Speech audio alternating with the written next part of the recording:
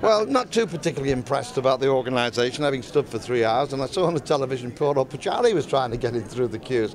I think that's a lot to do with how many people have been allowed to come in here. It's created the congestion, and that's unfortunate.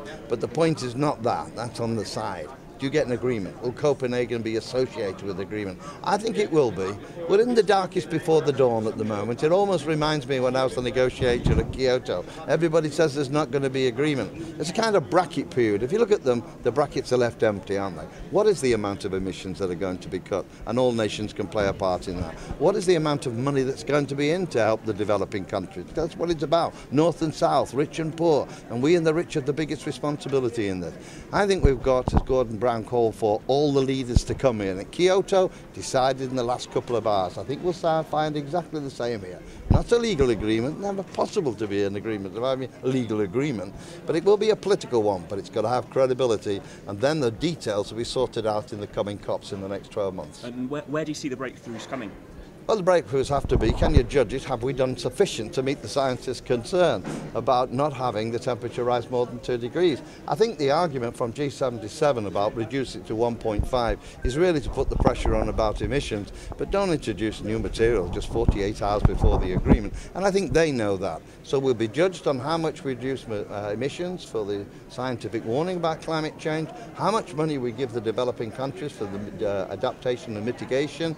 That's what it'll be judged upon. And also verification, because I have to tell you on Kyoto, not every nation lived up to its Kyoto obligations, but Britain did. John, the small island states are saying that anything above 1.5 degrees, and that's a suicide pact for their country. We interviewed the president of the Maldives. He said they had no future of that. How are you as a representative of the British government? How are we happy to sign something that's going to see entire nations wiped out? Well, I mean, that's been the fear even from Kyoto, and we're only talking about a 5% cut in world terms then. People have got more conscious about it. I was with the president of Maldives yesterday, and I had a talk to him. We both spoke to all the parliamentarians yesterday. I did make the point about the 1.5 though, to say to him, look, you know, I understand what you mean, I know what motivates it, but if we don't get any agreement, you'll be on 4%. I mean, that's 4 degrees. That's what's going to happen here. We must avoid that. But this is an ongoing process. Let's get this major state that this is all the nations in the world. Kyoto was only 46 industrial countries. This is everybody.